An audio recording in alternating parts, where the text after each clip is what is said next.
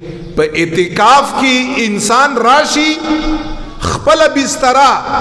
لسو رزو د پاره د الٰه العالمین په چوکاټ او په دروازه باندې وچی رب العالمین ته د رحمت او د مغفرت او د جهنم نه د غاړې د آزادېدو دستک ورته وي دروازه گویا کې رب ته دروازه ټکوي چې ربا زه په دغې لسو شپو کې د دنیا د مشاغلو نه د دنیا د شغل نه د لهو لعب نه د کارونو نه ما کناره کشي وکړه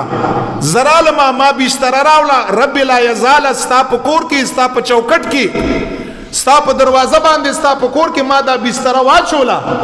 رب کریم زه ستا د مهربانۍ طلبګار یم زه د ستا د مغفرتم طلبګار یم زه د ستا د جهنم د آزادېدو نم طلبګار یم رب کریم په ما مهرباني م وکړه زما مغفرت م وکړه